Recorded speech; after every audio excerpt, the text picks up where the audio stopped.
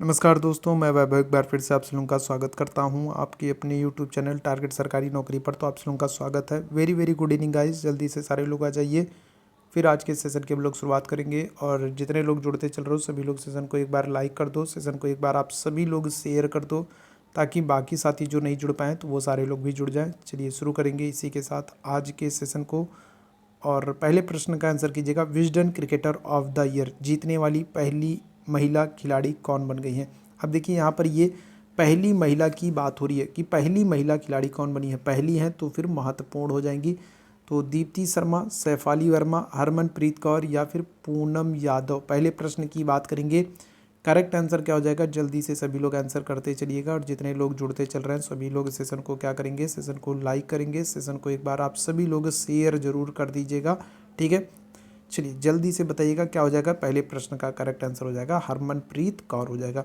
अगर पुरुषों में हम लोग बात करेंगे तो पुरुषों में हो जाएंगे आपके कौन, तो ये हो जाएंगे सूर्य कुमार यादव हो जाएंगे, ठीक है। कौन हो जाएंगे, तो पुरुषों में हो जाएंगे सूर्य कुमार यादव और महिलाओं में बात करेंगे हरमनप्रीत कौर। चलिए आगे बढ़ेंगे अगले प्रश्न की तरफ। भारत का पहला स्वनिर्मित पावर प्लांट कहाँ पर स्थित है। देखो भारत का पहला पूछ रहा है आपसे, लेकिन स्वनिर्मित पूछ रहा है, ठीक है। भारत का पहला स्वनिर्मित पावर प्लांट कहाँ पर स्थित है, ट्राम्बे, कोटा, कलपक्कम या फिर तारापुर। दूसरे प्रश्न का सभी लोग आंसर करेंगे और करेक्ट आंसर जो जाएगा ये हो जाएगा कलपक्कम। कहाँ पर है ये, तो ये है तमिलनाडु में और भारत का पहला स्वनिर्मित पावर प्लांट है। आगे बढ़ते हैं, तीसरे प्रश्न की बात करते हैं। तीसरे प्रश्न का आंसर कीजिएगा, युद्ध सेवा पदक से सम्मानित होने वाली पहली महिला कौन बनी है। चलिए तीसरे प्रश्न का सभी लोग आंसर करेंगे।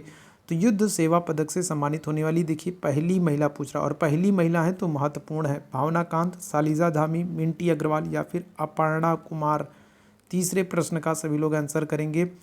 चलिए जल्दी से बताइएगा करेक्ट आंसर क्या हो जाएगा। ऑप्शन सी होगा, बिल्कुल करेक्ट होगा। मिंटी अग्रवाल पहली महिला बन गई हैं जो युद्ध सेवा पदक से सम्मानित हुई हैं। ऑप्शन सी यहाँ पर बिल्कुल करेक्ट है। आगे बढ़ेंगे चौथे प्रश्न की तरफ। आगरा का किला किस मुगल सम्राट ने बनवाया है, ठीक है। तो आज थोड़ा जल्दी जल्दी सेशन को करेंगे, थोड़ा जल्दी जल्दी क्वेश्चंस को करेंगे। आप लोग भी थोड़ा जल्दी जल्दी आंसर्स को देने का प्रयास कीजिएगा। सेशन को सभी लोग लाइक कर दो, सेशन को शेयर कर दो। थोड़ा जल्दी सेशन को करेंगे लेकिन प्रश्न बहुत ही इंपॉर्टेंट होंगे। तो बताइएगा, आगरा का किला किस मुगल सम्राट ने बनवाया है। जहांगीर ने, शाहजहां ने, अकबर ने या फिर औरंगजेब ने। चौथे प्रश्न की बात करेंगे। करेक्ट आंसर क्या हो जाएगा, हमारा ऑप्शन सी हो जाएगा, अकबर ने, ठीक है। अकबर ने आगरा की किले का निर्माण कराया है। अगले प्रश्न का आंसर कीजिएगा, महाराष्ट्र का सुकरात किसे कहते हैं, ठीक है। अगले प्रश्न का आंसर करना है, महाराष्ट्र का सुकरात किसे कहते हैं। बाल गंगाधर तिलक को, बिपिन चंद्र पाल को, फिरोज शाह मेहता को या फिर महादेव गोविंद रानाडे को। पांचवें प्रश्न का सभी लोग आंसर करेंगे, महाराष्ट्र का सुकरात किसे कहते हैं। करेक्ट आंसर क्या हो जाएगा, ऑप्शन डी, महादेव गोविंद रानाडे को महाराष्ट्र का सुकरात कहा जाता है। चलिए आगे बढ़ेंगे छठवें प्रश्न की तरफ। हुमायूं ने सरहिंद के युद्ध में किसे हराया था। छठवें प्रश्न का आंसर करना है, हुमायूं ने सरहिंद के युद्ध में किसको हराया है। मोहम्मद सूरी को, शेरशाह सूरी को, सिकंदर सूरी को या फिर आदिल शाह सूरी को। छठवें प्रश्न का आंसर कीजिएगा। देखो हुमायूं ने इसी सरहिंद के युद्ध में इनको पराजित करते हैं और इसी युद्ध के बाद हुमायूं का क्या हो जाएगा, दिल्ली पर अधिकार हो जाएगा। तो किसको पराजित किया था, करेक्ट आंसर होगा आपका ऑप्शन सी, सिकंदर सूर को, ठीक है। सिकंदर सूर को हुमायूं सरहिंद के युद्ध में पराजित करते हैं। ऑप्शन सी यहाँ पर बिल्कुल करेक्ट है। सातवें प्रश्न की तरफ चलते हैं। शिक्षा का Magna carta Charles Wood dispatch घोषणा पत्र किस वर्ष आया था। देखो ये जो चार्ल्स वुड डिस्पैच घोषणा पत्र है ये शिक्षा के क्षेत्र में बहुत ही महत्वपूर्ण है और इसीलिए इसे शिक्षा का मैग्ना कार्टा कहते हैं। आपको बताना है ये किस वर्ष आया है, 1853, 1856, 1854 या फिर 1882। करेक्ट आंसर क्या हो जाएगा, ऑप्शन सी हो जाएगा, 1854 में, ठीक है। चार्ल्स वुड डिस्पैच घोषणा पत्र आता है। आगे बढ़ेंगे अगले प्रश्न की तरफ। आठवें प्रश्न का आंसर करेंगे, ब्रिटिश काल में कौन सी भू राजस्व व्यवस्था नहीं थी, ठीक है। तो यहाँ पर आपको 4 भू राजस्व व्यवस्था दी गई है, अस्थाई बंदोबस्त, रैयतवाड़ी व्यवस्था, दहसाला व्यवस्था और महालवाड़ी व्यवस्था। आपको बताना है कौन सी भू राजस्व व्यवस्था ब्रिटिश काल के दौरान लागू नहीं थी। तो करेक्ट आंसर क्या होगा, आठवें प्रश्न की बात करेंगे, ऑप्शन सी, दहसाला व्यवस्था जो है ये ब्रिटिश काल के दौरान लागू नहीं थी। ऑप्शन सी जितने लोग आंसर कर रहे हो बिल्कुल करेक्ट हो। 9वें प्रश्न की तरफ चलते हैं। अकबर जब मुगल सम्राट बना तो उसकी उम्र कितनी थी। चलिए 9वें प्रश्न का आंसर कीजिएगा। अकबर जब मुगल बादशाह बनता है तो उसकी उम्र कितनी थी? 12 वर्ष, 13 वर्ष, 14 वर्ष या फिर 15 वर्ष। 9वें प्रश्न का आप लोगों को आंसर करना है। अकबर जब मुगल सम्राट बनेगा तब उसकी उम्र कितनी है? और 9वें प्रश्न की बात करेंगे, करेक्ट आंसर क्या हो जाएगा? ऑप्शन बी 13 वर्ष। ठीक है, क्या हो जाएगा? 9वें प्रश्न का ऑप्शन बी बिल्कुल करेक्ट होगा। अकबर की उम्र 13 वर्ष थी। 10वें प्रश्न का आंसर कीजिएगा। किस गुप्त राजा को कविराज कहा गया है? ठीक है, तो कौन सा गुप्त राजा है जिसको कविराज कहा गया है? चंद्रगुप्त द्वितीय, समुद्रगुप्त, स्कंदगुप्त या फिर कुमारगुप्त। करेक्ट आंसर क्या हो जाएगा? चलिए जल्दी से बताइएगा, कौन सा गुप्त राजा है जिसको कविराज कहा गया है?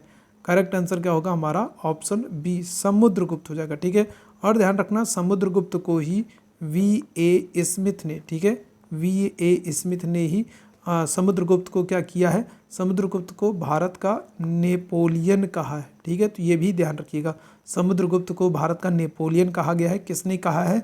तो V.A. स्मिथ ने कहा है। ऑप्शन बी बिल्कुल करेक्ट होगा। आगे बढ़ेंगे 11वें प्रश्न की तरफ। नीति निर्देशक तत्व सिर्फ मार्गदर्शन के लिए हैं, इन्हें न्यायालय द्वारा लागू नहीं कराया जा सकता है। तो किस अनुच्छेद में ये बात कही गई है? अनुच्छेद 36, अनुच्छेद 33, अनुच्छेद 37 या फिर अनुच्छेद 38।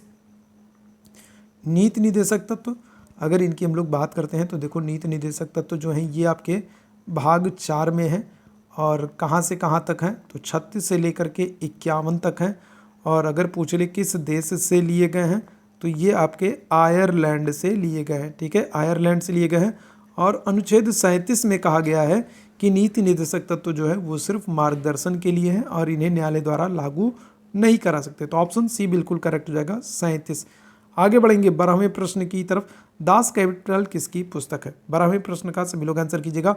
दास कैपिटल किसकी पुस्तक है? William Shakespeare, John Rollins, Karl Marx या फिर लेनिन।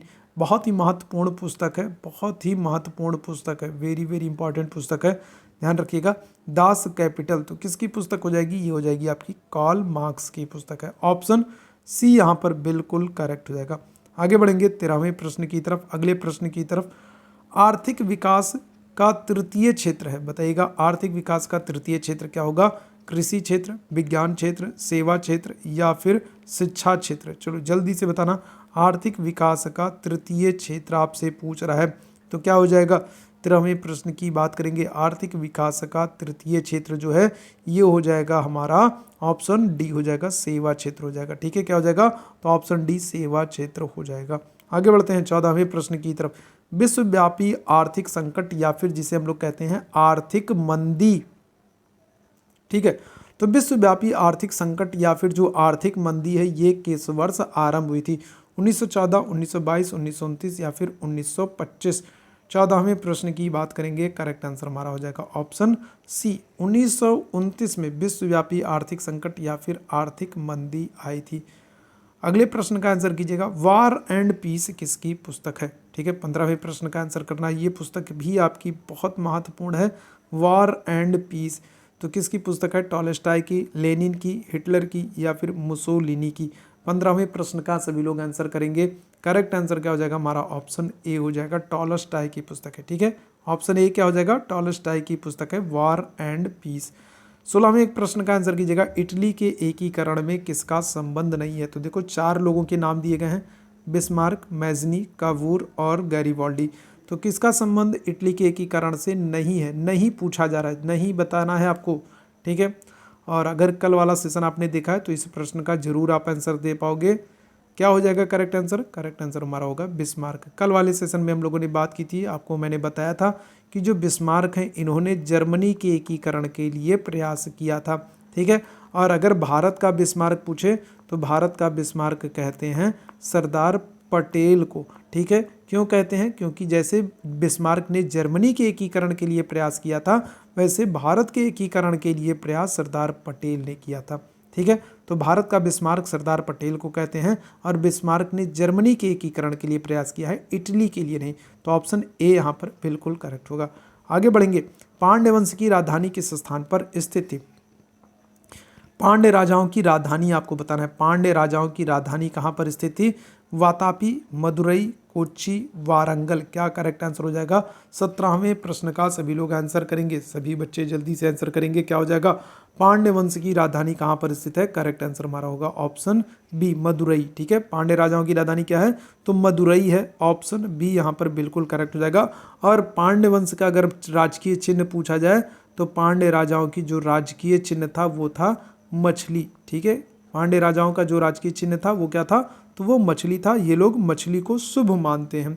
ठीक है, 18वें प्रश्न का आंसर करना है, किस पार्टी को भारतीय राष्ट्रीय कांग्रेस की अग्रगामी पार्टी माना जाता है? बताइएगा, तो कौन सी पार्टी है जिसको भारतीय राष्ट्रीय कांग्रेस की अग्रगामी पार्टी मानते हैं? Servant of India society, Indian association, Indian national Congress या फिर इंडियन लीग? तो क्या करेक्ट आंसर हो जाएगा? चलिए जल्दी से सारे लोग बताना, तो कौन सी पार्टी है तो जिसे भारतीय राष्ट्रीय कांग्रेस की अग्रगामी पार्टी के रूप में माना जाता है? करेक्ट आंसर आपका होगा इंडियन एसोसिएशन। और इसकी स्थापना कब हुई थी? इसकी स्थापना हुई है 1876 में। ठीक है, इंडियन एसोसिएशन की स्थापना 1876 में हुई है। आगे बढ़ेंगे अगले प्रश्न की तरफ। 19वें प्रश्न का आंसर कीजिएगा, खाद्य पदार्थों की शुद्धता की जांच के लिए किस मान्यता प्राप्त चिन्ह का होना आवश्यक है? ठीक है, तो जो आप डिब्बा बंद खाने खरीदते हो या फिर इस तरीके के जो खाद्य पदार्थ आप लेते हो तो उनकी शुद्धता की जांच के लिए उस पर एक चिन्ह लगा होता है, एक मार्क लगा होता है जिससे उनकी शुद्धता की पहचान होती है। तो वो कौन सा चिन्ह है? ISI मार्क है, हॉल मार्क है, एग मार्क है या फिर ग्रीन मार्क है? 19वें प्रश्न का सभी लोगों को आंसर करना है। क्या हो जाएगा? खाद्य पदार्थों की शुद्धता की जांच के लिए कौन सा चिन्ह होता है? करेक्ट आंसर होगा एग मार्क। ऑप्शन सी बिल्कुल करेक्ट हो जाएगा एग मार्क का। चलो आगे बढ़ेंगे 20वें प्रश्न की तरफ। किस राज्य में प्रति व्यक्ति आय सर्वाधिक है?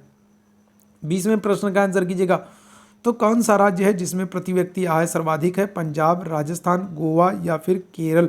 20वें प्रश्न का आंसर कीजिएगा, कौन सा राज्य है जहाँ पर क्या होगा? जहाँ पर प्रति व्यक्ति आय सर्वाधिक है। तो करेक्ट आंसर क्या हो जाएगा हमारा? ऑप्शन सी हो जाएगा गोवा में। गोवा में प्रति व्यक्ति आय सर्वाधिक है। और अगर सबसे कम पूछा जाए तो वो हो जाएगा बिहार। ठीक है, बिहार में प्रति व्यक्ति आय सबसे कम है, सबसे अधिक जो है वो आपकी गोवा में है। ऑप्शन सी बिल्कुल करेक्ट होगा।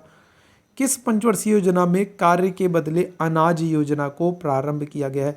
तो कौन सी पंचवर्षीय योजना है जिसमें कार्य के बदले अनाज योजना को प्रारंभ किया गया है? 5वीं, 10वीं, 7वीं या फिर 9वीं? 21वें प्रश्न का सभी लोगों को आंसर करना है। और करेक्ट आंसर क्या हो जाएगा? तो कार्य के बदले अनाज ये 5वीं पंचवर्षीय योजना में शुरू किया गया है। और 5वीं पंचवर्षीय योजना का जो समय है वो है 1974 से लेकर के 78 तक। और 5वीं पंचवर्षीय योजना एक ऐसी पंचवर्षीय योजना है जो 5 वर्ष नहीं बल्कि कितने, बल्कि 4 वर्ष कार्य में रहती है। ठीक है, कार्यकाल में रहती है। तो ध्यान रखिएगा, ऑप्शन ए बिल्कुल करेक्ट हो जाएगा 5वीं। 22वें प्रश्न का सभी लोग आंसर करेंगे। भारत सरकार की प्रधानमंत्री श्रम योगी मानधन योजना के तहत न्यूनतम सुनिश्चित मासिक पेंशन राशि कितनी है? तो भारत सरकार की एक योजना है प्रधानमंत्री श्रम योगी मानधन योजना, और इसके तहत क्या किया गया है? इसके तहत एक मासिक पेंशन सुनिश्चित की गई है और वो आपको बताना है वो कितनी है। 2000 रुपये, 1000 रुपये, 4000 रुपये या फिर 3000 रुपये? 22वें प्रश्न का सभी लोगों को आंसर करना है। चलिए जल्दी से सभी लोग आंसर करते चलिए। और जितने लोग अभी तक सेशन को लाइक नहीं किए हो, अभी तक बहुत सारे ऐसे लोग हैं जिन्होंने सेशन को शेयर नहीं किया, तो सेशन को एक बार आप सभी लोग लाइक और शेयर ज़रूर कर दिया करिए। ठीक है, तो कम से कम इतना काम आप लोग कर दो, सेशन को एक बार लाइक और शेयर ज़रूर कर दो। चलो यहाँ पर बात करेंगे, करेक्ट आंसर हो जाएगा ऑप्शन डी, 3000 रुपये। ठीक है, तो जो मासिक पेंशन सुनिश्चित की गई है वो 3000 रुपये मासिक सुनिश्चित की गई है, फिक्स की गई है। ठीक है, 23वें प्रश्न की तरफ चलेंगे। किस राज्य सरकार ने गोधन न्याय योजना की शुरुआत की है? 23वें प्रश्न का आंसर करना है, कौन सी राज्य सरकार है? छत्तीसगढ़, उत्तर प्रदेश, मध्य प्रदेश या फिर केरल? चलिए 23वें प्रश्न का आंसर कीजिएगा। तो देखो, जो ये गोधन न्याय योजना है इसकी शुरुआत की गई है 20 जुलाई 2020 को। ठीक है, 20 जुलाई 2020 को इस गोधन न्याय योजना की शुरुआत की गई। किस राज्य के द्वारा? ऑप्शन ए, छत्तीसगढ़ राज्य सरकार के द्वारा। ऑप्शन ए यहाँ पर बिल्कुल करेक्ट होगा। आगे बढ़ेंगे 24वें प्रश्न की तरफ, अगले प्रश्न की तरफ। भारत के किस राज्य में 2025 तक दुनिया का सबसे बड़ा रामायण मंदिर बनेगा? अब देखो ये दुनिया का सबसे बड़ा है, तो फिर आपके लिए क्या हो जाएगा, महत्वपूर्ण हो जाएगा। भारत का कौन सा राज्य है? उत्तर प्रदेश, बिहार, हरियाणा या फिर राजस्थान, जहाँ पर 2025 तक दुनिया का सबसे बड़ा रामायण मंदिर बनेगा। क्या करेक्ट आंसर हो जाएगा? ऑप्शन यहाँ पर होगा आपका बी, बिहार। ठीक है, और बिहार में अगर पूछ लेंगे कौन सा जिला, तो ध्यान रखिएगा बिहार में है पूर्वी चंपारण जिला। ठीक है, कौन सा जिला है? तो बिहार में पूर्वी चंपारण जिला है, जहाँ पर दुनिया का सबसे बड़ा रामायण मंदिर बनेगा। ऑप्शन बी बिल्कुल करेक्ट है। 25वें प्रश्न की तरफ चलेंगे। 25वें प्रश्न का सभी लोग आंसर करेंगे। इकोनॉमिस्ट इंटेलिजेंस यूनिट के ग्लोबल लिवेबिलिटी इंडेक्स 2023 में कौन सा शहर सीट्स पर है?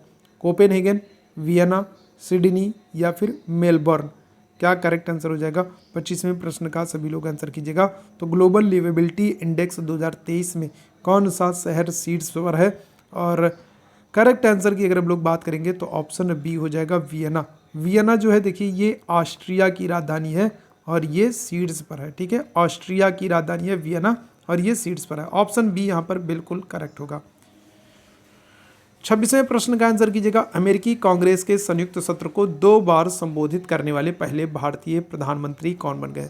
ठीक है, तो पहले भारतीय प्रधानमंत्री की बात हो रही जिन्होंने अमेरिकी कांग्रेस के संयुक्त अधिवेशन को या संयुक्त सत्र को 2 बार संबोधित किया है।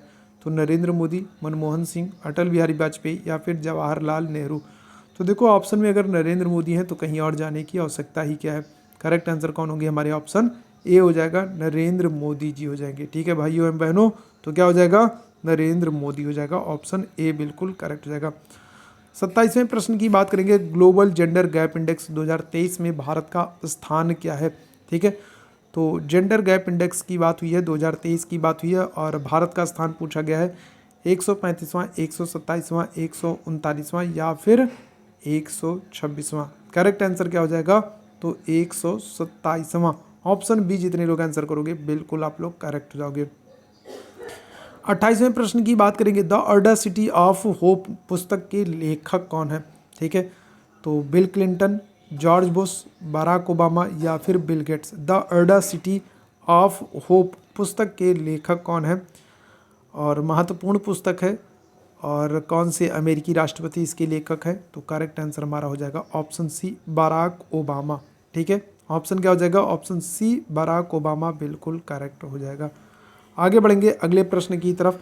29वें प्रश्न का आंसर कीजिएगा। देवधर ट्रॉफी संबंधित है। अब ये तो आसान प्रश्न है और कम से कम इस प्रश्न का कोई भी गलत आंसर मत करना। देवधर ट्रॉफी तो संबंधित है गोल्फ से, हॉकी से, क्रिकेट से या फिर फुटबॉल से?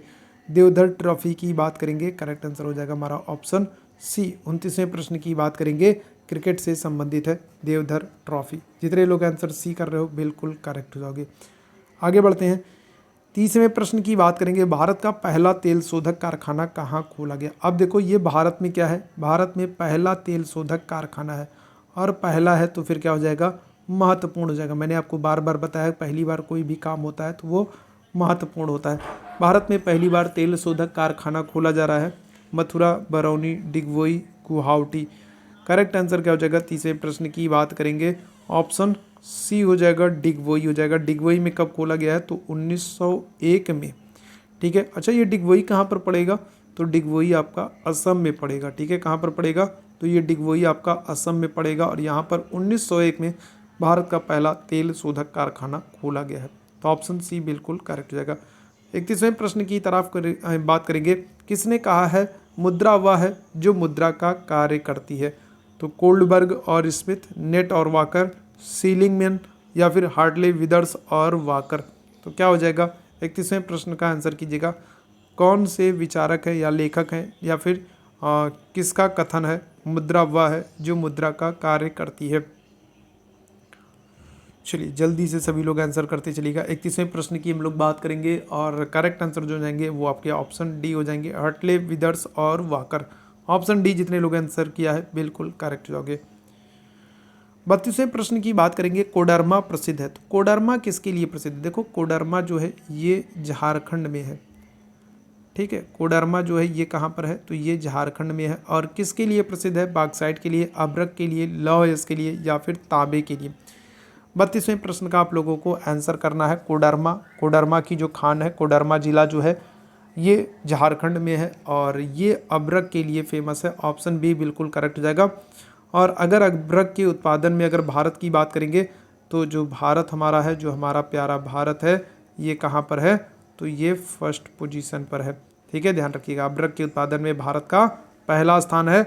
और ये झारखंड का कोडरमा जो जिला है ये किसके लिए, कोडरमा की जो खान है ये किसके लिए, तो अबरक के लिए प्रसिद्ध है। ऑप्शन बी बिल्कुल करेक्ट हो जाएगा।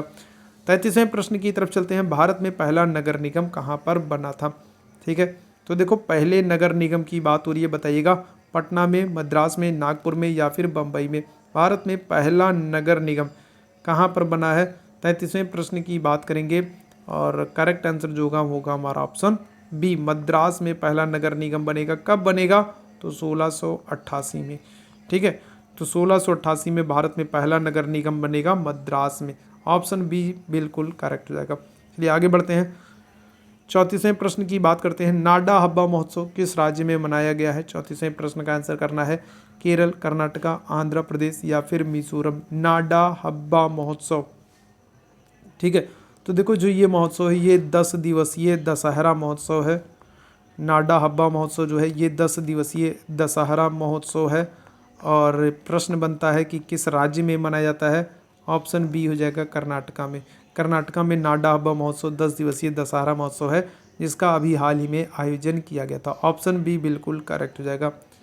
चलिए आगे बढ़ते हैं और सेशन के आखिरी प्रश्न की बात करते हैं। एंथोरियम महोत्सव किस राज्य में मनाया जाता है, तो मणिपुर, मेघालय, त्रिपुरा या फिर मिजोरम।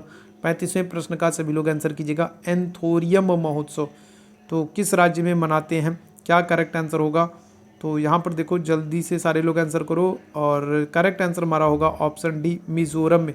सितंबर के माह में ये मनाया जाता है एंथोरियम महोत्सव, और कहाँ पर, तो मिजोरम राज्य में मनाया जाता है। तो ये आज के सेशन में 35 महत्वपूर्ण प्रश्न थे। उम्मीद है सेशन आप लोगों का पसंद आया होगा। अगर सेशन पसंद आया हो तो सेशन को एक बार लाइक ज़रूर कर दें, सेशन को एक बार आप सभी लोग शेयर ज़रूर कर दें। जो लोग पहली बार हैं वो सभी लोग चैनल को सब्सक्राइब कर लें ताकि जब भी हम लोग लाइव आते हैं तो उसकी नोटिफिकेशन आपको मिल जाया करे। ठीक है, और कमेंट करके मुझे ज़रूर बताइएगा कि आज का सेशन आप लोगों को कैसा लगा। अभी के लिए मैं बस इतना ही करूँगा। थैंक यू सो मच आप सभी लोगों को मेरे साथ जुड़ने के लिए। गुड नाइट, शुभ रात्रि।